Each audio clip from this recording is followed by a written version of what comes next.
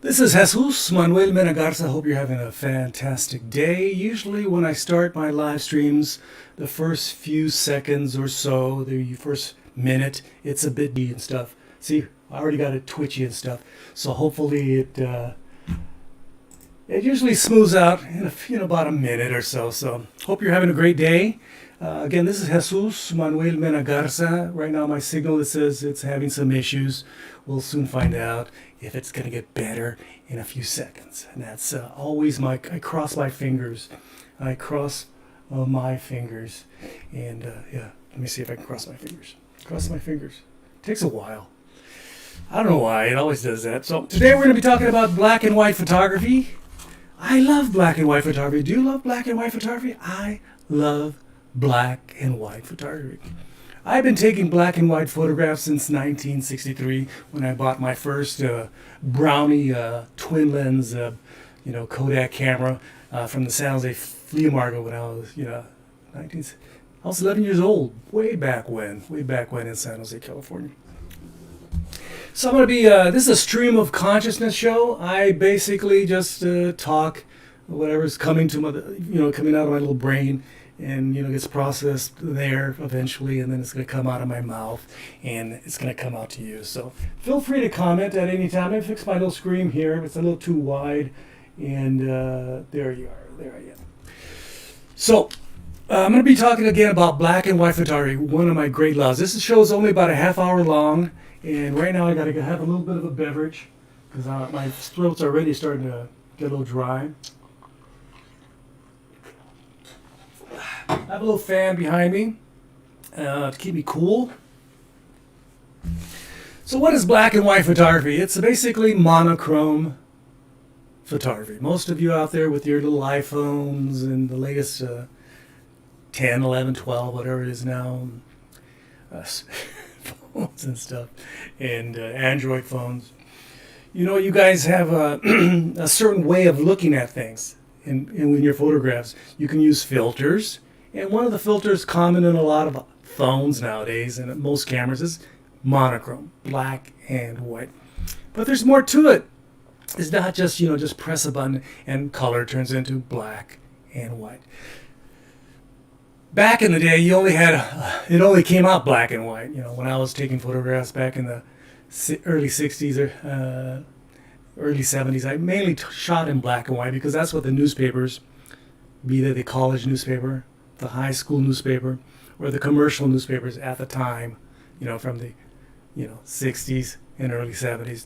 That's all they had. Now we have color photography in the newspaper. But back then, if you're a photojournalist, which I was studying to be at San Jose State University, you're taking black and white photographs. So when I exhibit my work at galleries, museums, and give lectures, I talk about what? My old black and white photographs, typically my documentary photographs. So what does it start off with? It starts off with a camera. You have to decide if you're going to use 35 millimeter, you know, camera like a Leica or a, you know, Nikon or Canon, and back in the day Minolta and Ricoh and all those other cameras. Those are all 35 millimeter cameras. And they also have smaller formats like 8 millimeter, but we're not going to talk about them. And then you have roll film cameras that use, you know, the little funny little cameras. They used to have like 127, 126 film, but the most popular roll film out there was 120, 220, okay? And that was used in my Hasselblad and my Rolleiflex that I used in high school, stuff like that, Bronicas, and list goes on. And a lot of larger cameras, 4x5 cameras, you can get a roll film back and use roll film. You just refocus it first, then you put your roll film back in there and you crank it to the spot, you open the slide, you take a picture, and you call it good. Then you put the slide back and you put it back out, and you just take some more, compose another scene, or you can take other exposures, some under, some over, just to make sure you get something like that. And of course, I also used 4x5, 5x7 cameras. I never got to use an 8x10 camera like Ansel Adams or some of those super famous and super prodigious and fantastic photographers out there. But I did get to use in high school a 4x5, and in my studio in Silicon Valley, I had a 4x5, 5x7. Now it's serving as a decoration in my living room, a 4x5, 5x7 camera. So, back in the day, that's all they had was black and white. They didn't have color until around World War II, and then a lot of people started using color. But I never, for newspapers, again, what was I doing? I was a photojournalist in high school for those 4 years, and in college for those years there. I always shot in black and white, okay? So that's what I did. So you make prints in the darkroom. That's something, or you can scan them. I have a lot of photographs which I use my scanners right over there, and it's a flatbed scanner. I put my negatives in there and I scan them, and I can scan them at 4,000 dots per square inch if I want, or 8,000. It's a very fine, high quality film scanner, and also a flatbed scanner. We can photograph, copy prints and other items. So you could use your scanner to make prints, and in that file, TIFF or whatever, you can use in Edit and Photoshop or any of your fine, high quality or budget, if you want, budget photo editing software, okay? So you can get a negative, scan it, makes a digital file copy, and you can edit it in Photoshop. I do that all the time. It's a lot of fun. I like getting my old dusty negatives. A lot of my negatives are old and dusty and have scratches, and I get in there and I can retouch them all. I just basically use the cloning tool and I fix it and it looks immaculate. It looks better than it was when it was originally photographed. I can fix things,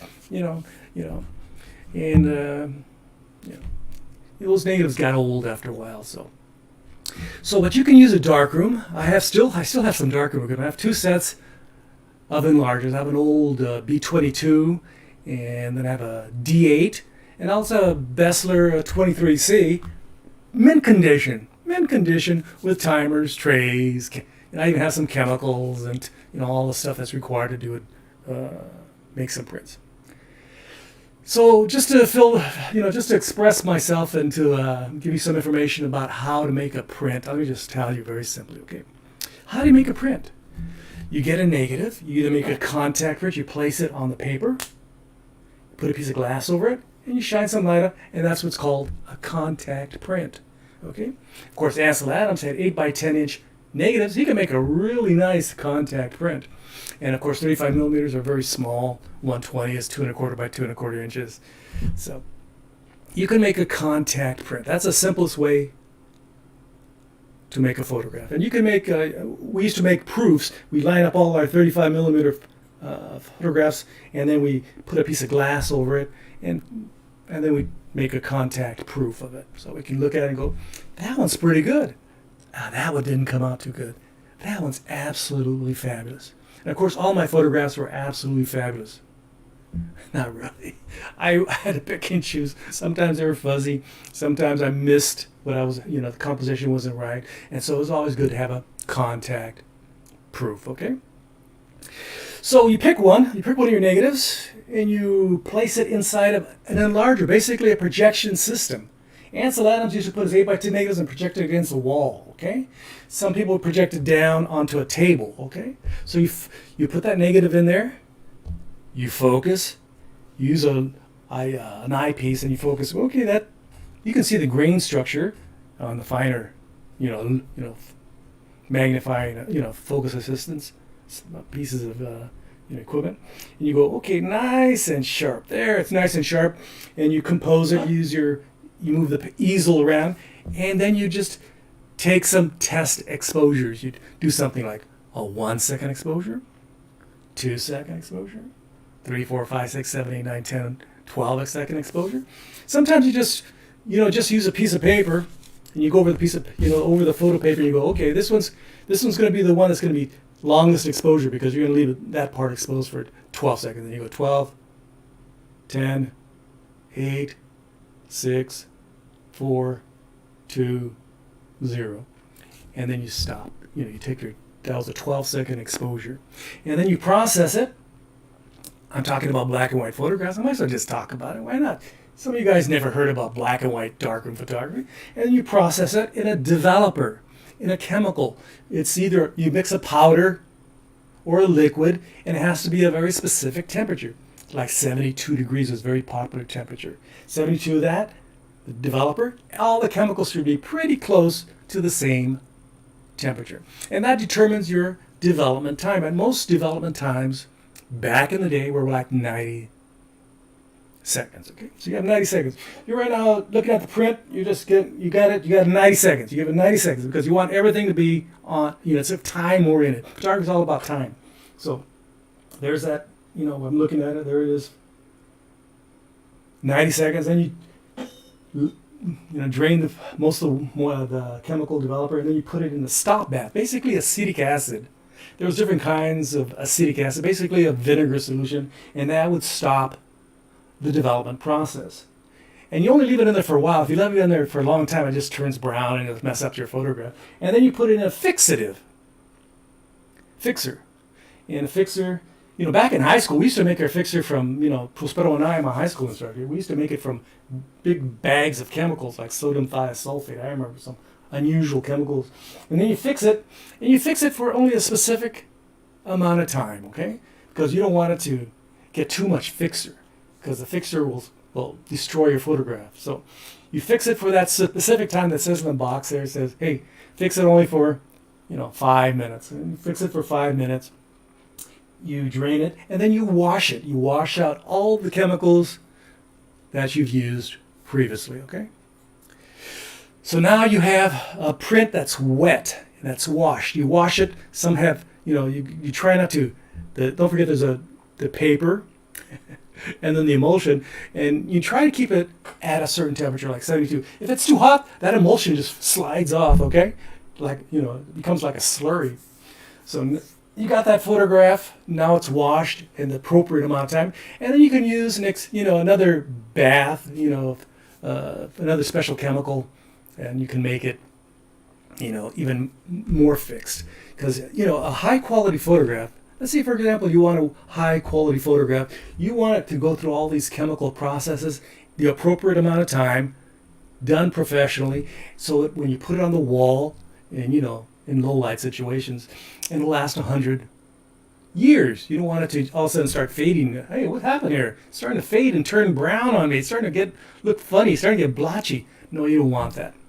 So like Ansel Adams, how do you get those fantastic prints with all that fantastic gradations of tones, from super deep black to a very nice details in the white? He always wanted a little bit of detail in the white. He didn't want it just to be blown out. He wanted a little bit of detail in the white. So how do you do that? He took multiple exposures and he used what's called the zone system. Ansel Adams invented the 10, zone system, okay? And a lot of photographers, even today, use the zone system. They try to they use certain calculations to make sure they get a proper exposure when they're taking a photograph, especially using a negative, okay? So he would use a zone system, but he also, after he would pick the best print, he would look at him with his loop. He would use something like this, like a loop, a little magnifier, and go loop it out. He'd look at the negative and he'd go, oh, that looks nice. I can see the good detail. Those that person isn't, or that he rarely shot people, that the mountains aren't just all screwed up, and the tripod didn't move, the camera didn't move, everything worked. It worked. And of course, the master himself, Ansel Adams from San Francisco, California, lived in Carmel. Very great photographer, one of my favorite photographers, a definite influence on my life and a lot of photographers in the San Francisco Bay Area. So Ansel Adams would put it, typically there's a 90-second development for the first developer. But he did what? He modified the developer. He wanted to extend the development time, so you can get more details. You can, the subtleties of the black and white print would come out better. So he would do it for 3 minutes, okay? Because he modified, I think he added sodium sulfide in a certain solution. I used to do that too. And you get this really nice, high quality print. Back in the day, they used to have different qualities of paper. That's cheap paper. You can buy some cheap paper, But he bought the best paper, thick, heavyweight paper with a lot of silver content in the emulsion. So with a lot of silver, that silver turns into black. If you have just a little bit of silver, some cheapskate paper, it'll be just, it'll be black, but not super black. So he had a thick paper with the potential to have a super black, and he processed it carefully in the chemistry, making sure not to move it too much, having the perfect temperature, and then he'd move on and make some fabulous prints. If you ever have a chance to go see some photographs by Ansel Adams, I would highly, highly recommend it. Coming from the Bay Area, they have the Ansel Adams Gallery in San Francisco, right next to the Moscone Center. So if you're ever there, go there. Or go to some of the galleries in San Francisco, like the Frankel Gallery. They usually have some fantastic photographs. In fact, in that building, I think it's 49 Geary Street, about a block and a half from Macy's and, the Union Square area, pretty close to where the the cable car turnaround. You can go there, and they have a building dedicated. I think it's 49 Geary, if I remember correctly. It might be 89, but you can look it up. Just look up Frankel Gallery, Fraenkel Gallery. I hope I got that spelled right. Hope they're still in business. So I would go there and take my photo students from the university, and we'd go there and have a great time. And you can see some fantastic photographs on the different floors, and see some beautiful artwork and photographs. And so let me talk about some, after you develop it, there's something that's very important for a lot of photographers. There's two things you can command in photography, okay? To have the combination of actually commanding both is very, very difficult and very rare for most photographers. And I'll list some of my favorite photographers that have a command of both, okay? And it's the aesthetic and the technical. You can be you can say, man, that's good. You have some really good aesthetics, but technically you're always, everything looks like crap after you process it or have somebody. So if you're a very good at aesthetics, have somebody else do the printing, be it on, we're talking about, computer generated prints or just, darkroom prints and stuff like that. So have somebody else print it for you, because some people aren't good at printing or editing their photographs. They're just good at composing and coming up with some interesting things. So, even then, sometimes you do underexposure, overexposure, then right aperture, shutter speed combination, right film for the situation. So you have to have a great combination to be a great photographer of aesthetics and technique. So Ansel Adams is one of my favorite photographers. Let me list some of them here.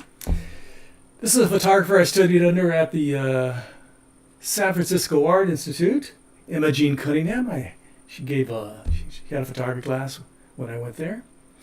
Diane Arbus. If you want to see some really interesting photographs shot with a roll film camera, Diane Arbus shot some.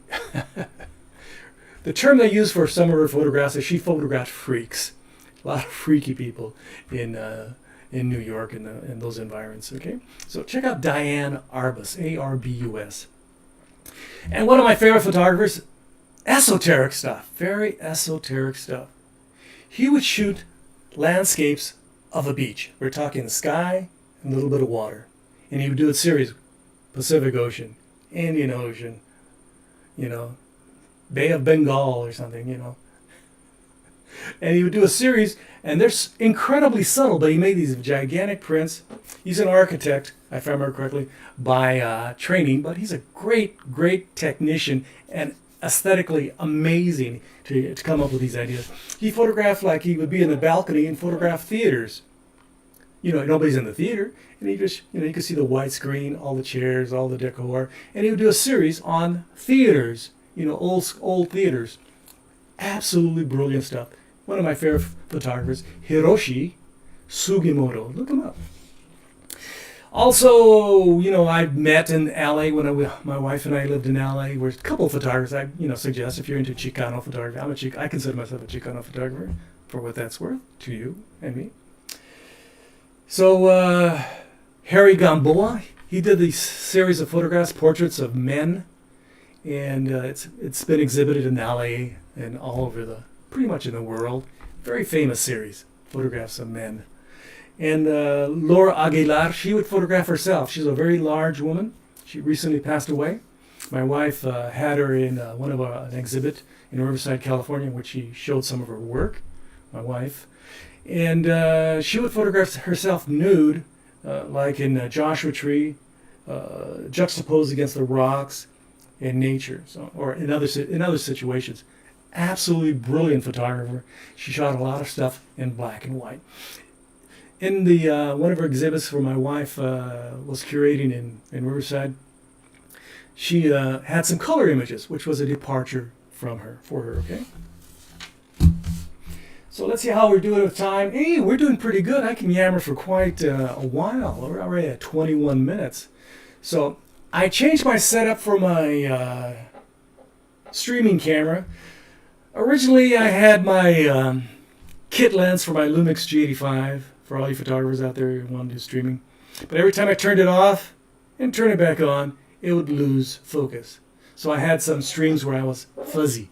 And nobody wants to see me fuzzy. I'm already pretty hideous. But, even with me being fuzzy and hideous, it was the shows, the live streams weren't very good. So then I started using one of my manual lenses.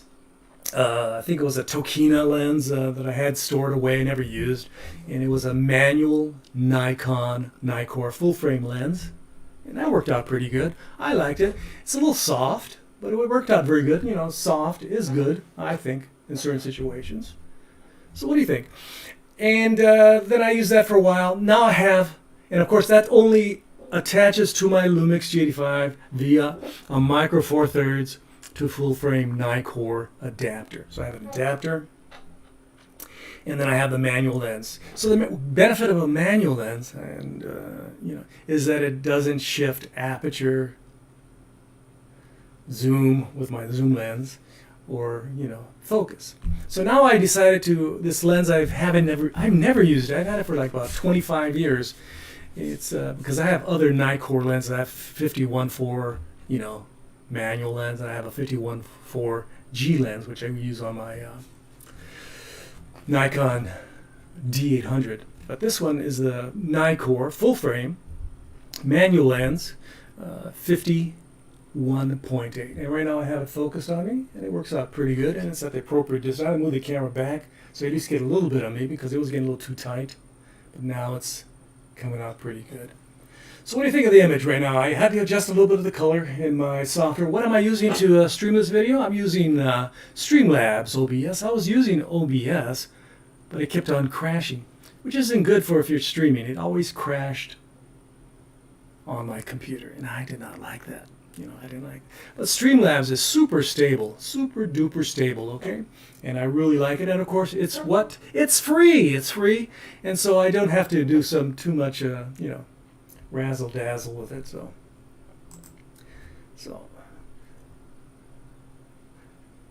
let me show you my streaming setup just to make sure you understand where I'm at, just to have it here. There we are. I have my Elgato HD60 Pro image capture card, which I use. I bought that about 2 months ago when I started live streaming. Because why am I live streaming? Because I'm sequestered. I have to, I love taking photographs, love doing video, but I'm not able to go out as much as I have in the past and enjoy photographing things. So I have my Elgato HD60 Pro image capture card, and then I bought that. That was about $175, and then I bought a 10-foot micro to standard HDMI cable, and that works out pretty good. You don't want to get too much bigger than a 10-foot cable. After that, you have to get into some of the really expensive cables that are designed for a broadcast situation. And of course, I have connected the card through the cable to my camera, and now I have the manual lens on there. And it's all being processed by my Dell XPS desktop computer. And I was using my MXL Mixer Blizzard 400 microphone, but now I'm using my AKG P120, and that's good enough for my live streams, so that's pretty good. And my Focusrite USB audio interface, my mic, goes to the Focusrite via the XLR cable to my computer. So what do you think of all that stuff? Let me turn back my Lumix and turn back my border, and we're back to status quo, okay? Don't forget to like, subscribe, and share my videos. I would greatly appreciate it. And if you have any comments, questions, feel free to leave them below the description. I would greatly appreciate to hear what you have to say, and I respond to those questions, comments, suggestions. Within a couple days, I usually do it. And again, don't forget to like, subscribe, and share. I would greatly, greatly appreciate it. I'm sequestered here in Fort Worth, Texas, along with my wife. My wife's going to be starting to teach her classes for the fall semester like she did in the spring semester from home. She's going to be streaming using various software supplied by the school so she can teach her art history classes at the university. As for me, I usually spend my time as a retired photographer. I go out taking pictures or I do some traveling, but I am sequestered with my wife. I'm staying here with my wife. So just until she's feeling a little bit better. She recently had an operation, a minor operation, I think, but for some it's a major operation. Maybe it's major, maybe it's minor. I don't want to over dramatize the situation at this time. So she's when she's back to her usual fighting self, maybe I'll go take a couple trips. I'll do some driving trips, do some traveling, go take some photographs in New Mexico, Colorado, maybe even go to California for a couple weeks and then come back home. Do that. I'm getting a little bit bored here, staying at home. And I'm hoping you like my live streams. Have any suggestions or ideas for my live streams? Feel free to comment below. Give me some ideas of something we can talk about. Don't forget you can always leave your kind and friendly comments during my streams, and I can take them and use them to improve my channel again. My channel right here is called JMM Garza Photography and Video. It's basically devoted photography and video. Then I have another channel right above it. It's right there in my little list up there. It's Jesus Manuel Mena Garza. That has very few. That's my first channel. And I don't have much on there, so it's not very popular. And then I have RV and Travel Adventures. I do that live stream every Tuesday at 9 p.m. Central, 10 p.m. Eastern, 7 p.m. Pacific, just like here. This show's on Wednesday, and the other one's on Tuesday. And then I have my normal live, ? And there I do my little rants, comments, and a bit of insanity on that channel. So if you want a little bit of insanity, go to that channel. That's where I have all my political commentary. And once in a while I do a lawnmower review. And those are super popular. So let's see the time here. Yes, I have a couple more minutes. Again, let me just say thank you very much. And let me see if I talked about all the stuff I was supposed to talk about. Yes, I did. Don't forget to take as many photographs as you can. The best way to become a better photographer, what I learned in high school, is to take a lot of photographs. And have a lot of people who you respect, give them, they give you an opinion. Sometimes people are just mean and vicious and are just terrible people. But, just people that you trust to give their opinion. Ask them, what do you think of these photographs? And that you are, that are professional and honest people. They can look at your photograph and say, well, this came out very nicely. And I would recommend this change, that change, this change. There's all kinds of photographers in the world. A glamour photographer will have issues with a documentary photographer because they're too realistic, okay? Glamour likes to make everything look absolutely gorgeous, absolutely beautiful. Makeup artist, hair, retouching, all that sort of stuff. Documentary photographer, hey, let's show all the blemishes. Let's show reality. And then there's landscape photographers, they don't even want to see any people. They just want to shoot the great American outdoors, African outdoors, European outdoors, Asian outdoors, Australian outdoors. They just want to be and commune with nature and capture the simplicity and the elegance of the outdoors again, okay?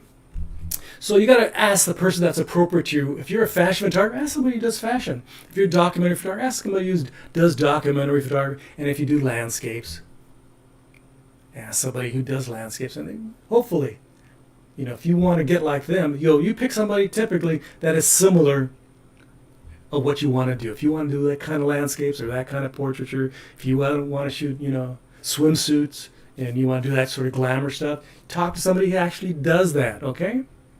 Okay. So this has been Jesus Manuel Mena Garza. Thanks for watching my video. I appreciate it. I'm here in Fort Worth, Texas, hoping that you're doing fantastic and hope the COVID has missed you or hasn't knocked on your door, and that your family, your friends, and especially you, are doing absolutely A+. So don't forget to wear a mask, cover your nose, cover your mouth, wear some eye protection, and keep yourself a safe distance away from everybody else. So from Fort Worth, Texas, gracias, adios, bye-bye.